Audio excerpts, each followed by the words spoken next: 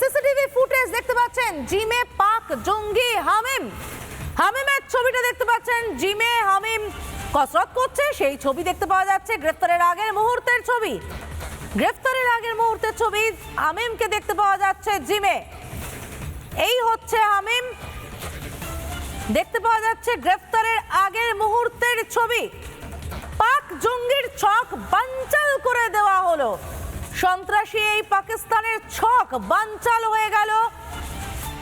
যে ছবিটা দেখতে পাচ্ছেন এই মুহূর্তে, দেখতে পাচ্ছেন জিমের ছবিটা। জিমে পাক জঙ্গির কসরতের ছবি, গ্রেফতারের আগের মুহূর্তের ছবি, গ্রেফতারের মুহূর্তের ছবি এবং তারপর আদালতে পেশ করার সময়ের ছবি। যে ছবিটা দেখতে পাচ্ছেন এই মুহূর্তে, জিমে পাক জঙ্গি হামিমকে দেখতে পাচ্ছেন।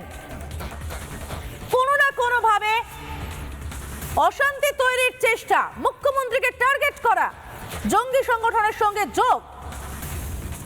হামিম মন্ডলের যোগাযোগ ছিল একেবারে সাজ্জাদ ভাট্টি গ্যাংয়ের সঙ্গে, যাদের টার্গেট ছিলেন মুখ্যমন্ত্রী শুভেন্দু অধিকারী। কারণ হামিমের ফোনে এই সব তথ্য পাওয়া গিয়েছে, ডিজিটাল নথি পাওয়া গিয়েছে, যেখানে মুখ্যমন্ত্রী শুভেন্দু অধিকারী কোথায় যাচ্ছেন, কি করছেন, কোন গাড়িতে চাপছেন, কোথায় গাড়ি পার্ক করা হচ্ছে, সেই সমস্ত কিছু তথ্য রয়েছে। নিউজরুম থেকে রয়েছেন ডেপুটি এক্সিকিউটিভ এডিটর শুভ্রাংশু। আমি চলে যাবো সরাসরি শুভ্রাংশুর কাছে। শুভ্রাংশু, একেবারে খোলা ময়দানে ঘুরে বেড়াচ্ছিল, কোনো ধরনের চিন্তা ভাবনা ছাড়া, এদেরকে জায়গাটা করে দিয়েছে কে? দেখো, তোমার যদি মনে থাকে কিছুদিন আগে যখন প্রথম তৃণমূল সরকার এলো, তার কয়েক বছর পর খাগড়াগড়ের ঘটনা, এই বর্ধমানে যেখানে আজকে রেনেসার যে বিল্ডিংটা আছে, যে আবাসনটা আছে, তার থেকে কিছুটা দূরেই খাগড়াগড়। সেই খাগড়াগড়ের ঘটনা আমাদের মনে আছে সবার। যদি এনআইএ না আসতো তবে খাগড়াগড়ের ঘটনা যে কি বিশাল ঘটনা ছিল সেটা জানতে পারতো না কেউ। খাগড়াগড়ের সেই বিস্ফোরণ আমাদের সকলের মনে আছে, কি ভয়ঙ্কর শক ছিল, বাংলাকে ধ্বংস করে দেওয়ার প্ল্যান ছিল। একটা কথা বুঝতে হবে, বাংলা নিয়ে বাংলাদেশ এবং পাকিস্তানের মধ্যে চিরকাল বাংলাকে একটা দখল করে নেওয়ার, বাংলাকে ভারত থেকে সরিয়ে নেওয়ার একটা পরিকল্পনা ওখানকার জঙ্গি যারা আছে, যারা ওখানকার উগ্রবাদীরা আছে, তারা মনে মনে করেই থাকে।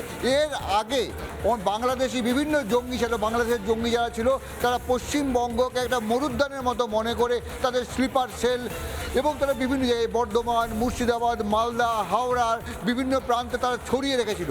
নতুন করে যখন এনআইএ অনেক বেশি তৎপর হয়ে উঠলো, সরকার বদলালো, তখন তারা দেখলো কি যে এইভাবে আমরা যেটা ভাবছি, বাংলাদেশ যেটা ভাবছে, পাকিস্তান যেটা ভাবছে, এই মুহূর্তে যেটা দরকার, পাকিস্তানের চররা বাংলাদেশে বসে গেছে এবং তারা সেই দিক দিয়ে যেটা চাইছে, আমাদের যেটা শিলিগুড়ি করিডোর, যেটা বাংলাদেশিরা বলে চিকেন করিডোর, সেই শিলিগুড়ি করিডোরটাকে বিচ্ছিন্ন করার প্ল্যান।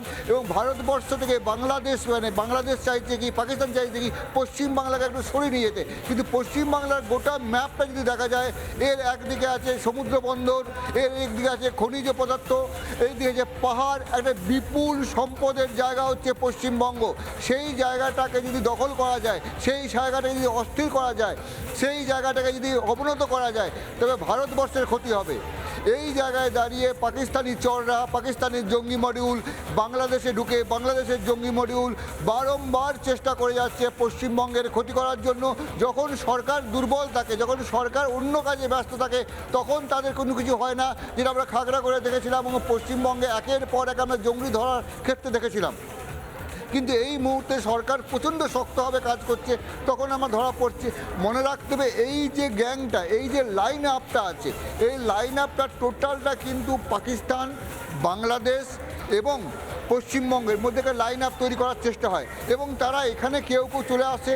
তারা এখানে কিন্তু যেটা, যেমন রেনেসা, তুমি নিজেই জানো রেনেসাটা হচ্ছে কারা থাকে, রেনেসাতে মানে অনেক বেশি যারা অর্থবান ধনবান ব্যক্তিরা থাকে, মানে বাংলার যারা একটু সংস্কৃতিবান মানুষ তাদের বাড়ি আছে, ঠিক সেই জায়গাটাকে বেছে নেওয়া হচ্ছে, এতে কারুর নজরে পড়বে না। অথবা তারা বেছে নিচ্ছে হাওড়ার মতো, পিলখানার মতো জায়গা, যেখানে অনেক বেশি জনবসতি আছে, অনেক বেশি মানুষ আছে, সেখানে মানুষের মধ্যে মিশে যাচ্ছে জঙ্গিরা। তারপর তারা পরিকল্পনা করছে, কি পরিকল্পনা করছে, শুভেন্দু অধিকারীর মতো মুখ্যমন্ত্রী বা তার যেমন পিলখানাকে উমেশ রায়কেও ফোন কল এসেছিল, উমেশ রায় যে আমাদের মন্ত্রী আছে তাকেও ফোন কল এসেছিল, তাকেও খতম করে দেওয়ার হুঁশিয়ারি দেওয়া হয়েছিল। এর ফলে যেটা হচ্ছে পশ্চিমবঙ্গকে যে কোনোভাবে দুর্বল করে দিতে হবে, যে কোনোভাবে উইক করে দিতে হবে, এবং সেই জন্য তিন চারটে পয়েন্ট আছে। প্রথম পয়েন্ট কি, হয় পশ্চিমবঙ্গে জঙ্গিদের জাল বিছিয়ে রাখো, যেই জঙ্গিদের জালের সঙ্গে পাকিস্তানের সরাসরি যুক্ত থাকবে, কাশ্মীরের সঙ্গে যুক্ত থাকবে, কাশ্মীরের যে জঙ্গি গোষ্ঠী আছে তাদের সঙ্গে যুক্ত থাকবে, এবং তারা পশ্চিমবঙ্গকে মরুদ্যানের মতো কাজ চালাবে এবং ভারতবর্ষের বিভিন্ন জায়গায় হামলা চালাবে। মানে জঙ্গিরা পাকিস্তানে না পারলে ভারতবর্ষে একটা জায়গা চাই, সেই জায়গাটা হচ্ছে পশ্চিমবঙ্গ।